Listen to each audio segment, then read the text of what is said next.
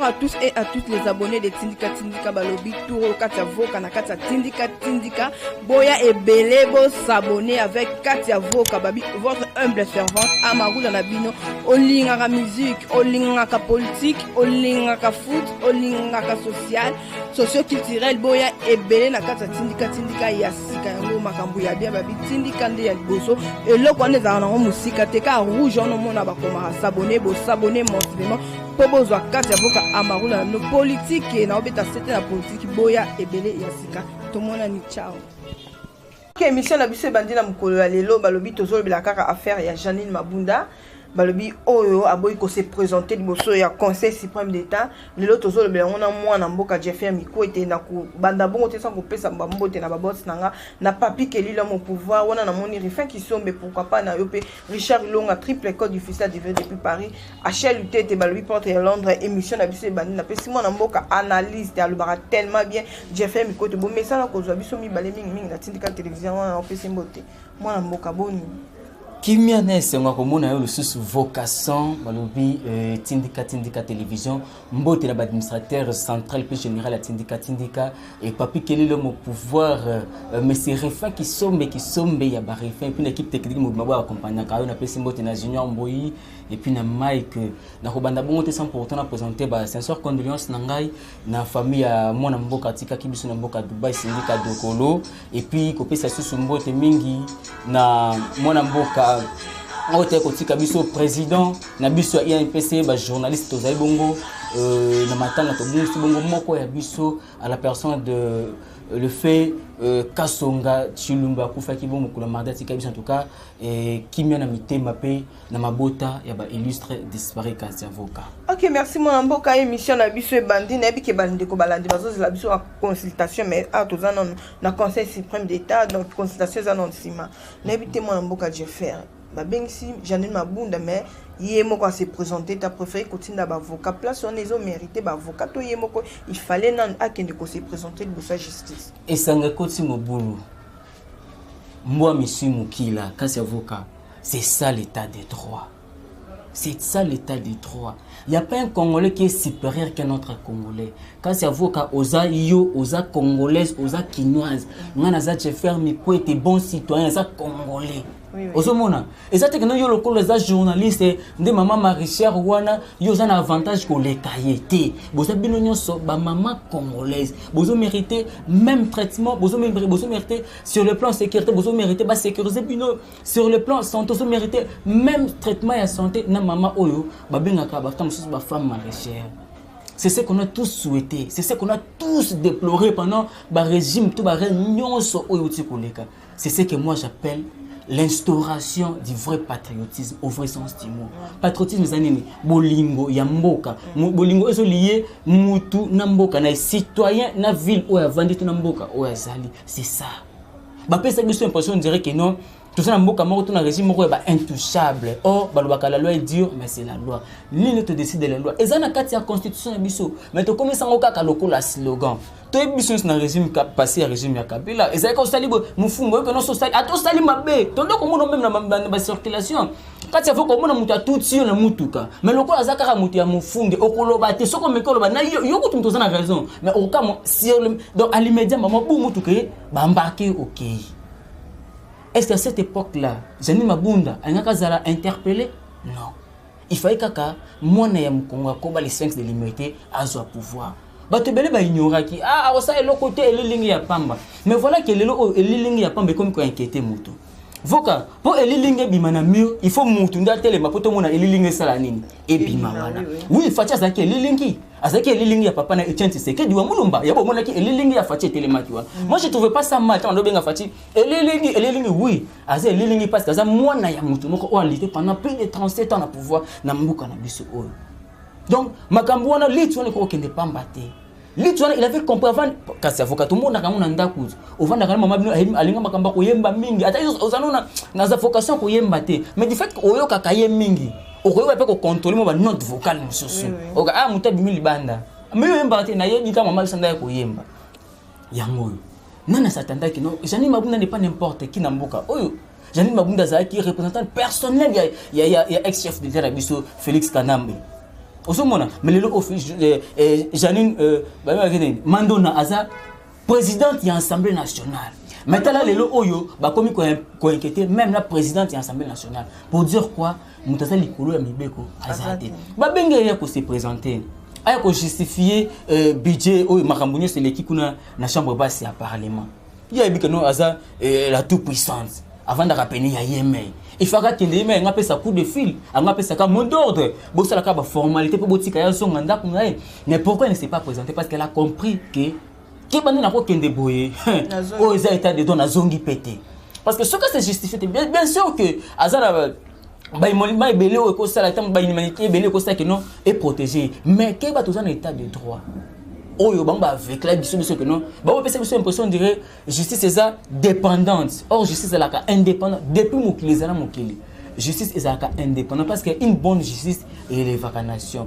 Yo kasi makambo zo salema o. Tant moto mususu ministre mo ba interpréter mususu président de l'Assemblée nationale.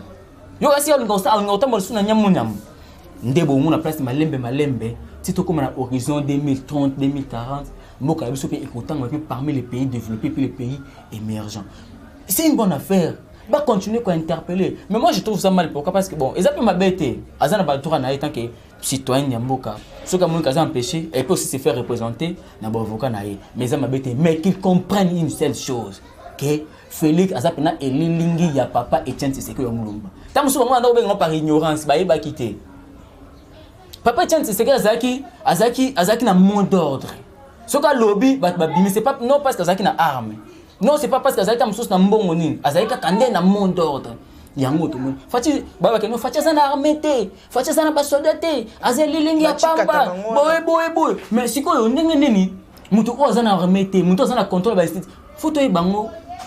Sur 100% il y a ministère tout ça nango. Kabila à lui seul azana plus de 65%. Il y a ministère.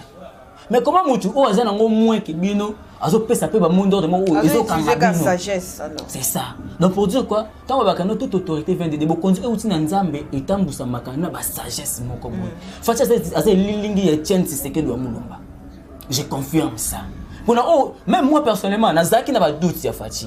Na ko mo ndenge makambo ndeko ko kende na lobaki yango précédemment na émission na yo. Ndeko mo abengi nga o olobi Facha sa infiltré na ndenge ni na meko ko expliquer ndeko bien so na sens wana ozana reso oui Katia. N'explique qui yango tout le monde même armée américaine pour ba yeba information yamboka na place ba ngaba kende ko attaquer il faut ba yeba est-ce que sur le plan tactique sur le plan attaque est-ce que baza makasi oui ba ngondeni so za musika na bango il faut qu'on infiltrer bango voilà les lots où fouille infiltration ya elilingi ya pamba on l'appelait elilingi mais comment elilingi ya pamba là comme ko inquiéter bango comment les lots elilingi ya pamba ba comme ko kende ko tinda ba lettre par-ci par-là ba luka négociation fini. Oui, bah, il faut confondre liberté d'expression et libertinage d'expression. Et ça, c'est très différent. Liberté d'expression et libertinage d'expression. Et quoi était la libertinage d'expression, qualifier, taxer de tous les mots et de tous les noms. Mais sage qu'il était, malin qu'il était, avant d'habiter Mutabomba Miyo à l'école Maï. Il a compris les jeux. Il y a FCC, Kabili Mobimba. Tala lelo oyo. Janine Mabunda, intouchable, mais les oyo interpellé. Yo kasi pas avant d'avoir remettre soy oyo. Soy oyo comme la muko na mungu na bango. Bon watana ye moko ye mai na bango a comme faible. Bongo siko bango. So na bango konza nini. So na bango biso tout ça pour ça ezala Kabila KCP. Oyo faut azongi sa bloko nyoso azwaki illégalement azongisi et continue na kesi ya l'état et puis tout continuer na programme na biso oya 100 jours au papa mokonza moko atiaki gratuité enseignement courant na mai éducation de base et ça la peine solide pour le but aux appels ba grand leader politique et pourquoi pas ba grand leader social na Congo et vous avez kitoko mingi kasi avocat au sala musala na yobo avec toute liberté OK tant que journaliste au côté place au sali musala kasi to zala kinga na yo na palais du peuple jour à prestation de serment ba juge tout à la fatigue.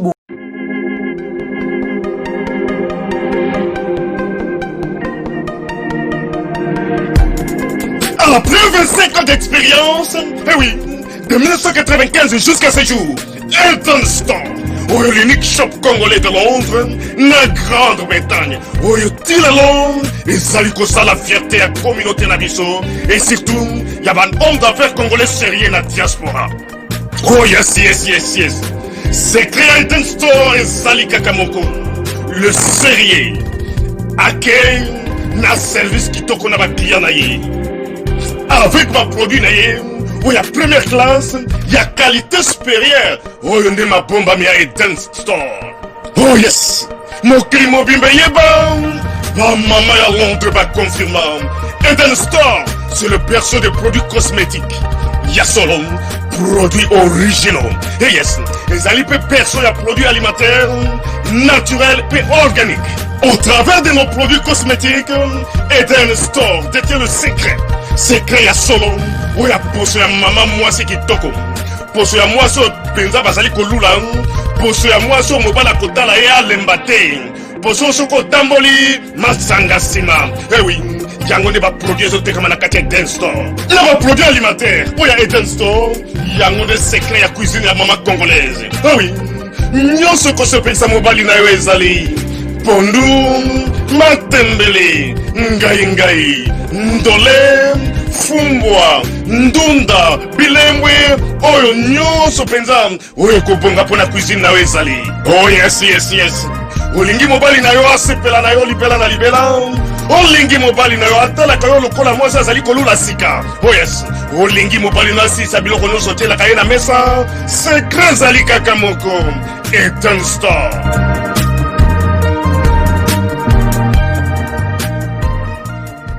Kabila à lui, c'est jusqu'aujourd'hui. On a plus de 25 000 ou 2500 gardes. Pourquoi? Bah, pécio, avantage, bah, pécio, privilège, mais on continue toujours à consommer kakake, boui. Il va nous rendre compte seul. Kabila Rosalate. Et encore, moi, ministre, oh, bah, majoritaire, les lots, c'est 65% mobimba. Faut-il qu'on rende compte, Yimoko. Avant d'attaquer noter. Nous sommes des socialistes. Aussi, la partie moi, socialiste. Mais comment nous sommes socialistes dans un mboka, social, le peuple congolais, ils ont continué toujours au rabais. Ah ben non, il est temps qu'on puisse changer les donnes. Tout ça, on a ban mboka. Na yoka makanisi na bango. Et puis, étant la garante de la nation, nakoya, nakobeta c'était makambo kotamba bon. Kasa, même à na zamba, beaucoup de zala ramoko. Ozomona, même à de mona ka riche, nini ndako banzoi. Rien à kaka moko. Jamais tous à dire oh le rien à zobela yo zana non. Il faut que la oya longo ndi oya ko remplacer. Donc il ne faut FCC pour ça déclaration que non voilà, il faut qu'il y ait respect des textes, ceux qui respectent les textes de totalité, donc il n'y a pas manière forte. Oui. Donc il n'y a pas manière forte. Nous quand si facha ozala yemoko liboso, non, facha ozala na sima. Peuple ndio ozala liboso. Surtout combien d'habitants à Kinshasa. Oh, so biso nyonso tie fachi na sima. Biso peuple to bili boso. Okobeta masa so beti masa c'est sili. To okomaka na nzoto, otika la koja fachi te. Na makambo nyonso na lobaka, ezaka na temps ya sacrifice. Voilà pourquoi fachi ndimi a sacrifié moi temps oyo. Ake na consultation azo mayele. Ngana wasire yo kati, azana mandat na ya mibale ya sûr. Ezali mandat ya sûr ezali. Premier mandat na oh d'ailleurs junior mbuya na ngai c'est junior moni mandat liboso fachi. Et ça pour et ça n'est pas une prise de contact avant de comprendre que non ah bon on doit ça la boue bon on doit ça quand c'est na bisayo lelo oh c'est un article mengo uti ko bima et ça na tunnel moko oh ba entrer nango et ça na Rwanda sorti nango et ça awa na Congo oh bi tunnel on est servir na nini pour exploiter ba minerai na biso donc et ça les mina résumé nani pour nous la tunnel ya mulai ya bongo ezelo wa kosa na 2 ans 3 ans 18 ans et n'a favorisé eloko wana n'est-ce pas la Kabylie n'est-ce pas Kabila parce que mutu bongo to ndima ko coaliser na ye jusqu'à quand on sent que peuple azo facha tali que non te na kola dia depuis kanalia kamborgio na tambora na mutuka na zaida papa msa zaida na mbongo parce que azaki grand politicien mboka oyo ngabo pe na commune na pouvoir na zaida na mutuka eloko asikeza pour akendaka déjà poto azonga ka déjà oh ce qu'on a continué kaka ko vivre kana luxe oyo aussi en tant que peuple nanga bazo souffrir voka oza maman et au salon ndengeni le obimi ba mona yo maman munene boy o présenter moi no tala moi no santé boy Et ça la ondeni Sony. Et loko sala ki fati yango avant ni pendant 2 ans talbi oh. Mais nga na okende ba kwenda votuka so na beli boy na sali boy mbongo ngoyo boy. Mais o le kala balwa tali boy. Maman mo ko tambola mata mekota. Na mo base mo ko muke na soupe ya mtu na nini boy tete. Peuple a souffert. Il est temps que na beta maboko. Et tant que elilingi ya pamba. Timbule oto beta nisi bat makasi. Net timbule oto beta. To le baka li soute soki to zaka na ministre ya affaires sociales ezala ka wapi. Ba sinistre baza awa partout na Congo mobimana kisasa mobimba oyo. Yolo moyen. Ministre ya affaires sociales azala ka wapi asala ka nini? Pourquoi? Ba osala bongo pour pardonner ce quoi ilikuwa nani? Ya mokonzi ya mboka. Bat ba ina fachi de plus en plus. Bat ba lela ke non natango Kabila tozala ki bien te. Non. Ce qui Kabila zone na pouvoir oyo souffrance en mboka na biso zani sous beti sous marteau ta.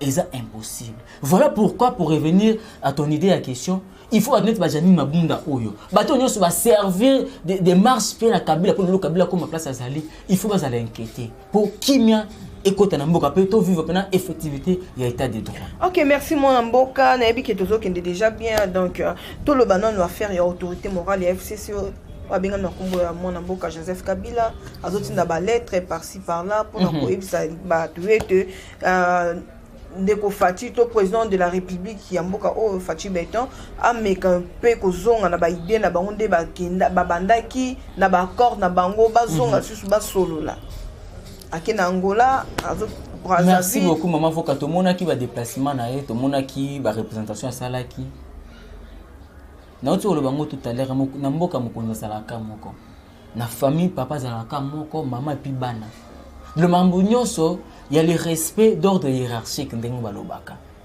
pe déjà zali ti ekiti na mutu asuka na wisier soki yo ozokoka ko respecter mokonzi ya mboka te. Bien sûr que tous en quatre associations visionnaire azalaka actuellement la visionnaire ya Congo eza Fati Kabila tanga saka gouvernement ya MP4 to yebaka yango biso nyonso nana azalaka président n'est-ce pas Kabila et puis ataka ba vice président na ezalaki ba bemba ba oyo soki ba zaga sur Uber wa oyo soki ba nani n'est-ce pas que banai ko respecter ndake le président de la nation. Car c'est tout ça dans la coalition de Boïté.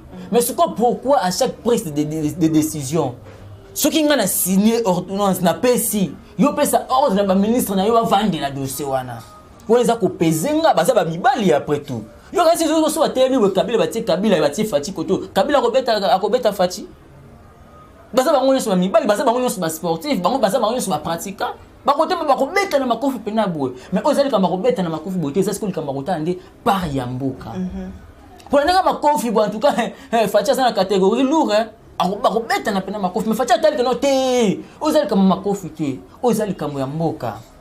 Oui, atindi balette pa ba Museveni, atindi balette pa ba Sassou, atindi balette pa ya ba João Lorenzo. Que non Fati a respecté ba texte. Ba texte ndenge ba yokana ki soki te ako appliquer ba manière forte.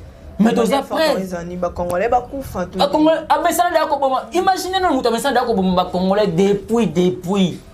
Yo kan si bato baso boma ba Congolais na est wana. Kabila za pamba commanditaire makambo wana. Pourtant on a vu que non, eza na tunnel e uti ko banda na Rwanda et du soliti na sama bele ko boma na Congo.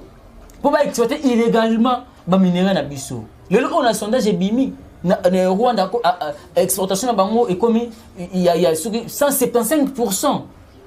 Il y a or ba mituni e uti wapi. Remonter wana sale mindenge nini. Yo kan si mutu ya bongo ni Paul Kagame ko linga ke donc Kabila tika mboka oyo. Yo kan si neti ya président Ouganda ko linga Kabila tika mboka oyo. Bango moko avec non Kabila c'est un bon serviteur. Aujourd'hui si notre armée est infiltrée, c'est grâce à qui? C'est grâce à Kabila. Les gens ont ce que information armée na comment infiltrer comment kupanzana. C'est pourquoi parce que Kabila a favorisé l'infiltration. Il y a des soldats rwandais, des soldats ougandais na kati ya mboka na biso. Et ce sont là les nations oyo bazo soutenir Kabila. Tant que non, je suis prêt à agir par force. Alors bien go pamba te. C'est parce que déjà il y a plein d'années là, azo soldats ba nation o baza pene biso pour na ko tsaye pour. Mais makamba zulu kawana kasa je te dis, c'est impossible. Même maman a été makala, ba maman na lelo ba fungoli miso na mamba politique. oyoka ba mama na akanga makala mais oyoka kite banga bakanga jani mabunda kimi oyoka kite obemina kuta yoka na lisusu babeta bona kinga kati oyoka kite Kabila kina osinga audience ba sona facha boyi habité simba lisusu te. Aujourd'hui tout le monde est éveillé pour dire quoi souffrance et battre plein nango na mitu ya ba congolais. Bah tu vas comprendre que nous voilà on a tant cherché que nous un vrai fils du pays, un bon citoyen, un vrai patriote a occupé poste wana. Voilà qu'aujourd'hui un vrai patriote Félix Moulouba, moi Mboka. Azulelo et Bongawana. On doit les soutenir. Il faut te soutenir. Yé Kabila qui ndeko luka soutien na ba nation étrangère. Oui. A qui ndeko luka. Biso pe a nakati bana Mboka. To soutenir ya biso moko. Et puis on verra à la fin ce sengi makamba force. Biso to rotina moko Mboka a signé ndenge a signé ka Jean-Pierre Bemba qui ndeko couper kuna na CPI. Yé pas qui ndeko comme ça mbongo oyo ayibi awa. A qui ndeko aussi c'est un peu na CPI kuna. OK, voilà. Tout le l'affaire à Senko oyo tout le monde le bandeko ya église catholique bazalaki na consultation après cause la consultation ya chef de l'état ba yeko kende pa ndeko Joseph Kabila ba sisi on ba ke pa fayu bani ba pesa neti ba congolais tensionné pour ba congolais pe mususu ba auto exactement na marche ya IDPS ba sepela kité ba loba ki on a micro na syndicat télévision et ça les moments te o ba koki osala makambo na to image o ba o pesa ba congolais to kansani makambo nyonso kati avocat et dépendant de l'esprit où ils ont animé Mouto ça les Cambouana. Si la 5 est animée d'un esprit où il y a ça, oui, et ça qui toque mingi. Mais si on a ça un esprit où on a toujours comme ça, n'oublions pas l'histoire. Bande qu'on a vu sur 5 ans, bande qu'on a vu sur catholique. Ils ont toujours été les bataliboso oyo, bande pas tellement les résultats nyonso ya mboka oyo. Ils ont contesté tous les résultats de l'élection en Mboka Oyo. Bande kaka ya 5 ans. Batelemela maman papa Etienne Tshisekedi, batelemela maman Oyo ta koleka susu, batelemela ki o biso to ça la vérité ya mutu oya bimi. Siko soki bino weke no mutu bima ke zaki Martin Fayulu d'après bango. Surtout comme ils sont ko Lucas susu yé. C'est comment que c'est que bon reconnaître que non ko solonga, on a na oninga na. Ya le but ça dépend de l'esprit qui les anime. Esprit qui les anime bango nde yango nde likambo. Baki Roswana Kabila, Baki Roswana. On dirait le oyo kime ya Congo comme conditionné. Consultation et bango bazoa ki ba kende après consultation. Ya ko to lobi te maman na avocat. Par rapport to comment? Siko na invité tant bakenda pas bakenda ni ko supplier ye ko lele ko noter et mon de tozo consulter boye na suka il faut sa décision alors cette décision yo ko lobate pourquoi? Batika avant la faire mais kinga kati puis Fati vendredi a sali a lancé message sur singa que non déjà pour tout mariage ou pour toute coalition ils a ressuscité. Et ça reste sous-souté. Atika, Tolanda qui intervention de Jean-Marc Aboun, qu'on a écouté. Alors, mariage FCC cache à bout, pila. Et ça, les sous-souté, et si là, et si là. Pour dire quoi? Il est temps que les Congo puissent se libérer.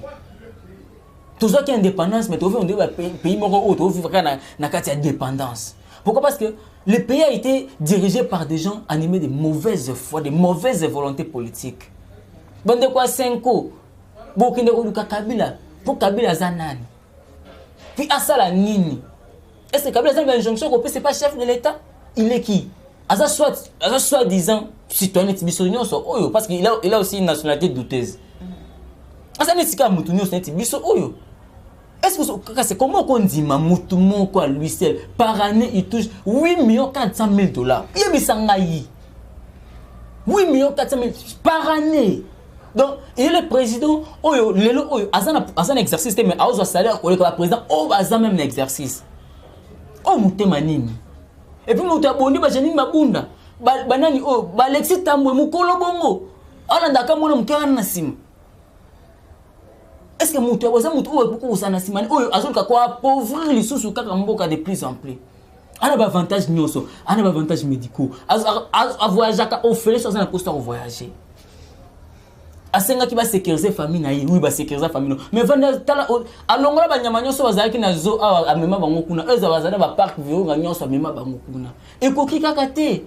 Est-ce ba depuis ya kamboka tina niveau oyo? Est-ce que mutu abazo mériter ka bazani kana coalition? Atindi ba lettre facha le bi le temps est déjà passé. To négocier les sous-soutés. To négocier les sous-soutés facha za mobali. So sengo tata bakuta le ngati ndia beta ba makofi électrique. Ba beta na kama makofi. babetanaka po faci bana bagarde na ye ye pasana babetanaka makofi siko tota place ni Kabila obimela mboko Janine Mandoye wana akimi nini babenge kula ko se présenter Janine Mandoye akimi atindi baran ba avocat na ye ba ozwaye ka suka ok moi na mboka déjà fait mes côtés na puis que ba minute ça sous minute mais toujours que tout le monde y a faire ya passeport bande combien bazo douter na ngo bazo ndimate que passeport na mboko ekokoma na $95 $99 oui beza kwa nini moni soki umela ki mobola mengi okutela mutu moko chato sala bane bele ba Kabila $200 te okutela mutu moko apesha ta musu oui okutela mutu moko awa okutela mutu moko apesha $200 kasi afoko sala musano kitoko zata mo 200 000 secret oh oko webe loko o anya lexanga tebwe ozambonga kisi to même si no sala musana yo bien yango yo Kabila atena mutu ya ba Congolais que no passeport eza leaks Kabila atena mutu ya ba Congolais que no passeport eza lo moko poza nango il faut zala kaka mutu ya FCC to zala kaka bana bitinda na bango pourquoi ba pourcentage ya ba passeport est-ce que mutu mbongo wana passeport wanda ko sana o zaki so $75 mbongo ndo keli wapi la pona compte Zoé Kanambe mbongo ndo kina compte Zoé Kanambe donc on a attaqué la mutu ya ba Congolais que no passeport eza lo ko mo eza leaks yo zana mususu ndo zana avocat zana capacité mususu pour kobeta ta tourna fond ici na compte musala na yo mais okete pour lotano na bingana ndia suba passeport et puis passeport ngo tango kokotela ngo banda ba démarche ngile ba demo pour passeport e bima tale loko Kabila interroger na kati ya bato zoka identité ka ezana ngo identité ka simple kaka boye kati avocat na ngai yo kasi na passeport ba tsani ba otsa mo bima kati kono ondo tambolo sa et ça encore papier car ben là c'est quand ça vaut quand même profession ça bon journaliste ça la pesili identité tala le oyo et puis elo mususu na osenga bande ngona biso diaspora na mona ki eloko ndongona biso politique muta sala qui en tout cas na habité et puis on se dirait qu'on est professionnel donc on y va comparer comme ça les oh est-ce que vous êtes sûr que makambwana batia $99 eza ya solo okende kuna boye omone komi nango boye mama et le que ça signé c'est normal à vous mérite là il y a message na ngote et le que ça signé on mec non on ça communiqué moko officiel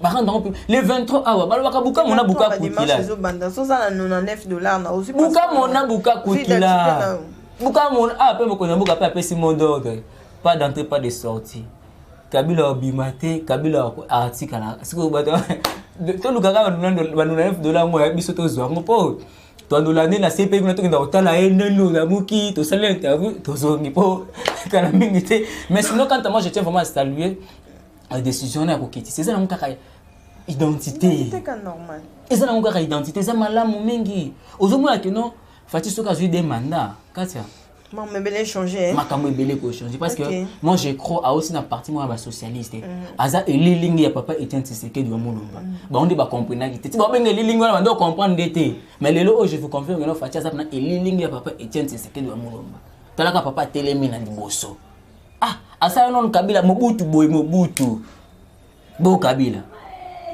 okutu mutani kana ba bot kaka ya mbula kaka boy tata comme na mbongo aw yo kasi le abangisa Félix mama mokonza zala ka moko Félix abeti maboko passeport ngo kiti gratuité enseignement yango yo biso nyoso leo to za ba bénéficiaire ya gratuité enseignement bana biso ba otanga na école ya ofele eza loko ba miso ndumu na gratuité c'est loko soni non c'est constitutionnel mama eza la carte ya constitution eza la carte ya mibeko likunzi ya mboka na biso mais bango ba banda ko patala ka kutu yango te bazai makasika na balwa oyo ezo protéger Kabila ezo protéger ba bien na ye ezo protéger ba Janine Mandoye ezo protéger lelo oyo Mando ya voilà tout le kaka mpi quoi tout le bien ba retour ya bato bazong to moni général Minene azong na mboka na et puis Joseph Mukungubile o ba kindaki depuis 2010 bazaki na mboka Brazzaville mais na moment ba consultation to mona ki président de la République akende kuna ba solo na bango de retour à Kinshasa ba kimaki mwana mboka Joseph Kabila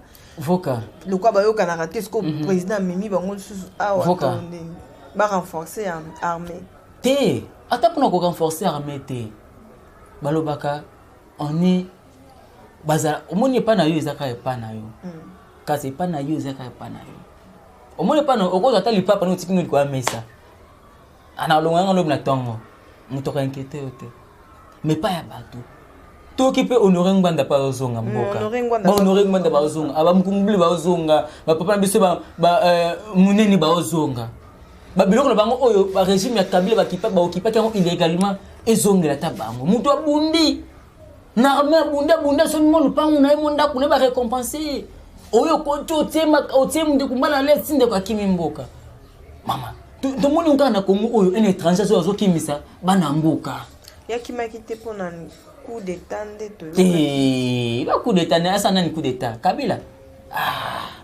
mama tala omoni Kabila ko azali ka mutu mabe kasi yo babomi papa na yo ozi bokonzi pendant 18 ans est-ce yo ebele oni babomela Kabila ba secret d'état ebimate ngai obomi papa nanga nazwi bokonzi na koli na komi mobali na kotema pela beti mutu pe likofa kwe mais na famille bopikazi il faut na ebele oni saki papa nanga kufa il faut tout yebele ko a diriger mo pendant 18 ans nana yebele ko ni Kabila kufa nana yeba mutu ayeba pamba terre commanditaire ya assassiné ya Laurent Désiré Kabila mutu ayebe yango te talelo o fatia sur pouvoir d'autres kondo Etienne Tshisekedi sayeni ezongi ana ko c'est ça yango yo ali akolinga te to baliwo ya Kabila ya musée Kabila utapo ba secret pe ya originalité na pe ni erobima papa na biso yo ndonga na biso yo mona mboka Tshisekedi sur pouvoir azongi sinzo to papa ne ya kundama na mabele na ye ozomona hein edika yebisanga edika pen lelo asaka na prison il faut que ba sambisa pe la boy to monde ba sambisa ka bato nyonso de caméra les kaki ba sambisa pe edika pen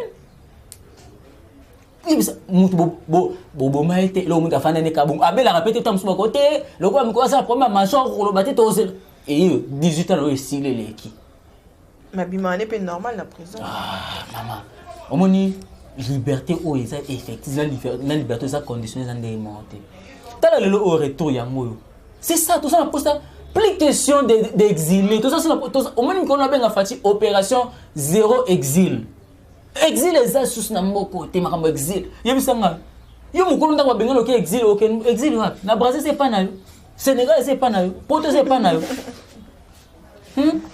talelo oyo ba honorer nganda déjà bientôt comme bazonga basangana autour ya Fati ba inquiété puis ba tsapina Kabila mal à l'aise na niveau premier moment te boluka ta chambre mona CP na ke na ngovana ta kuna koto yo na suna place te lokwa eza na soutien ba Rwanda lokwa eza na soutien ba Uganda ya ba Uganda biso to bengisa ba Congolais nyonso ba kenda o ba koza mama kamto ba ngaba Kabila bazonga to sangana Fati osaba ngolo te Fati osaba ngolo te po biso nyonso yebi no liwe ya Kabila le père Isaac liwa moko oyo Kabila wana kanamba wana azaki kapamba to commandant ka j'ai fait makamozo lomba ozomona kasi omoni kola ko banga oyo Kabila anyoko biso pendant plus de 18 ans likola ko tala Kabila ole Kabila otie longnase yango Kabila lo sali biso pendant plus de 18 ans na ba Janine Mandoi na ba toana nyonso tam ambassadeur biso pona ko banga ça n'engage que toi papa ça n'engage que moi tous en état de droit ce qui m'amena loba oyo eza lokuta voilà mais que Fati pas attends non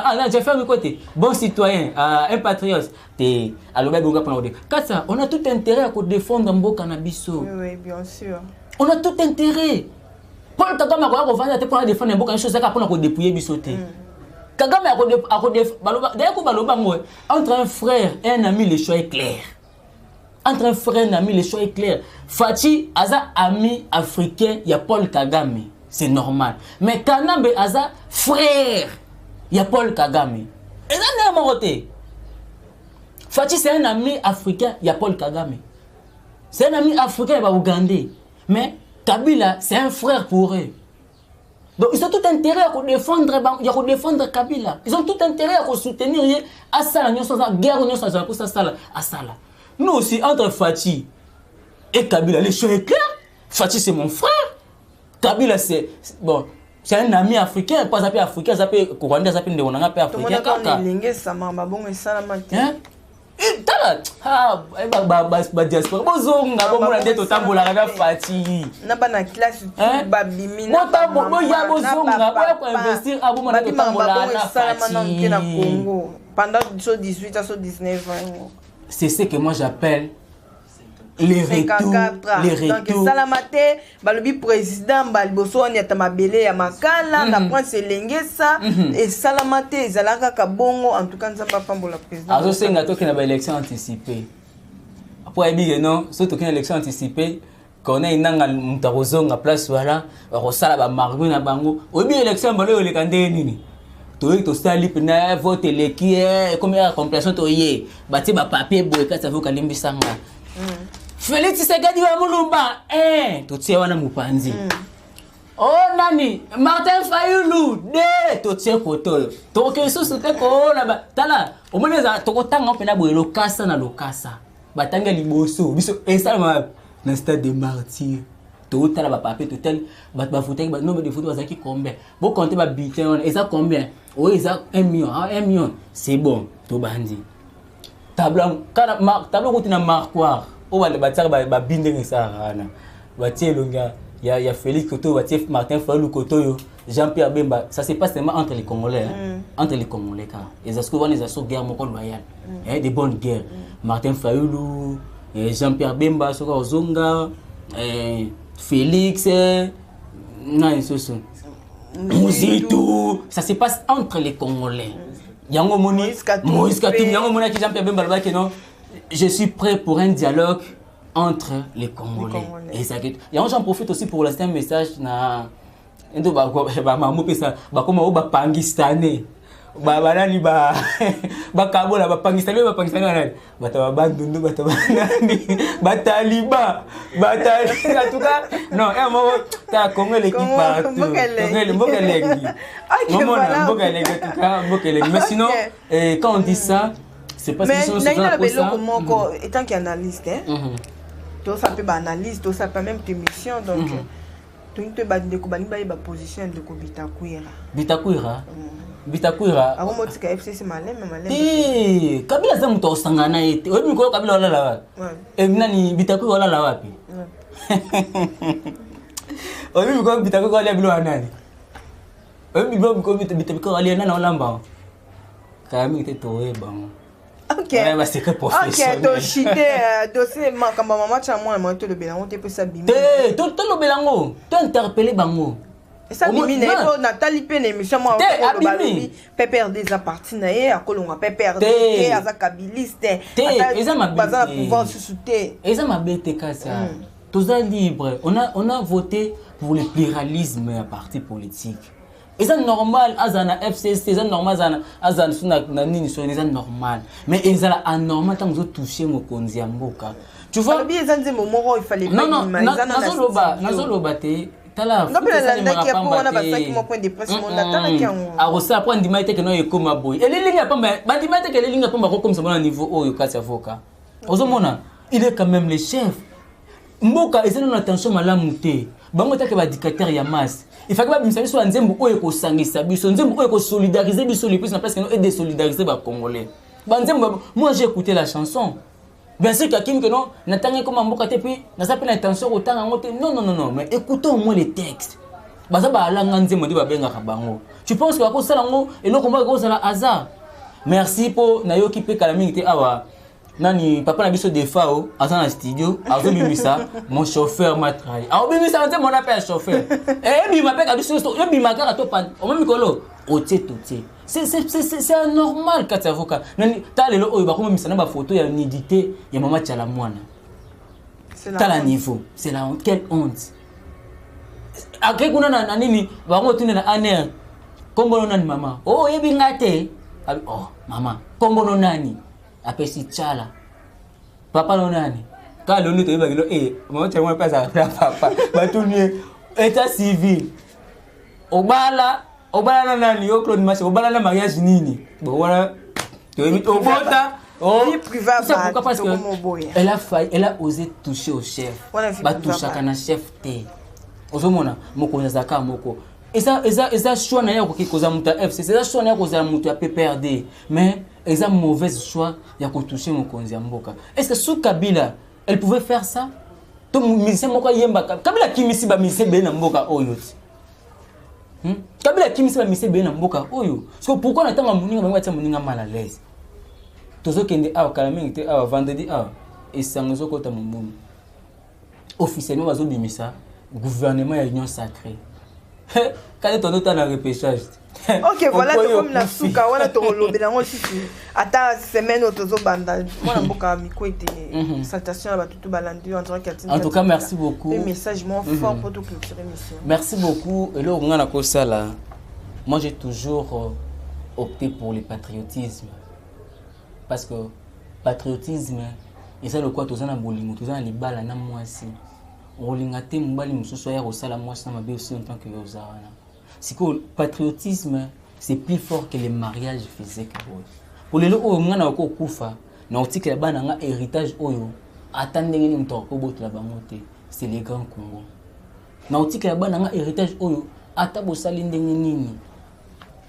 Jamais et okomara ya bino, c'est les grands Congo. Donc nous avons tous intérêt à défendre l'intégrité, l'intégralité de mboka na biso. Nous n'avons que le Congo comme patrimoine. Nous n'avons que le Congo comme seule richesse où nous avons appelé ça biso. Tout le monde a remis dans le film américain. Ceux qui sont américains ont fait un bébé moura bamboka papaya. Bakosala tout. Bazoyer, bazongisa yé na Amérique, bakundaye na Amérique. Pour dire quoi? Ma belle Amérique, to mi pour être américain, jamais kotika na mboka papaya. Nous devons tous avoir cette conscience-là. Nous devons tous avoir cette conscience-là. Oui, on a tant servi les hommes. Voilà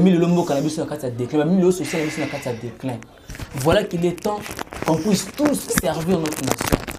Il y a patriotisme. Il y a vrai patriote. Il y a pour défendre la nation, tout patriote. Nous n'avons que le Congo. Tous en abolingo ya Congo. Tous soutenir mon Konzi Mboka. Lui au moins, tu sais que non, c'est un Moulouba, c'est un Congolais. Tous soutenir. À la lueur où vont les choses, tous un peu fiers. Et tout à tout le que nous sommes des Congolais. Le lot qui Rwanda comme Eldorado de l'Afrique, c'est parce que il y a des gens au Yobaza qui ont contribué pour la construction de Rwanda. Entre autres, il peu mon Konzi Mboka. Asa pe makamba kitoko po mboka na biso kini liboso. Lelo aba jeune na Congo na kin, otali jeune moko ya 20 ans ya 30 ans, abi selonga papa moko ya 45 ans. Pourquoi? Parce que mboka e umeli na kati ya molili, umeli na kati ya souffrance. On doit dire non. La seule manière de dire non, c'est ça, soutenir la consultation, soutenir Mokonzi ya mboka. Pour que nous puissions voir un gouvernement, il y a union sacrée oyo. Et vous allez diriger par des Congolais conscients, des Congolais patriotes, qui ont tenu le patriotisme dans la carte de Bango. C'était là votre frère Jeffer Mikwete. Question, il y a combien de temps sur la Makambozo Kanambo Kambiso. Aux ans, pour ça, on a obéi à la plus de 143, 85, 11, 34, 717. Plus de 143, 85, 11, 34, 717. C'est là qu'il y a de Jeffer Mikwete, bon citoyen, les patriotes résistants. Pour résister à Bango jusqu'à ce que Bango de ces pays. Merci beaucoup. Merci Narifin qui sombe, merci dans l'homme pouvoir, merci Papi Kelly, merci l'équipe Naoka Savoka, merci non européen sur le Calibosia abonné à Tindika Tindika. Merci aussi à toi Jaffer Mikwete. Aux analystes n'a préféré na monde bazolanda biso pe bazotala biso mingi to comme na suka il y a une mission na biso quand na barbande de couture bazolanda biso bo aimer bo partager vraiment besoin temps qu'on a des missions au bo mona quelque chose et le bami wana pour l'intérêt na biso tout ba congolais au boza libanda au boza par-ci par-là vraiment ko sala bien pe bo s'abonner na chaîne oyo Tindika télévision na ko ceux qui s'abonnent na ba maman lomé tout ba maman lomé tout na bi qui base na les complet équipe les complet na biso ba moto ya to et puis na sima caméra na moni junior mbui musala kitoko donc ya cameraman na privé puis na régie kuna Mike Luzola de ba grand monteur donc na pc ba moto bisika za to la prochaine émission ciao.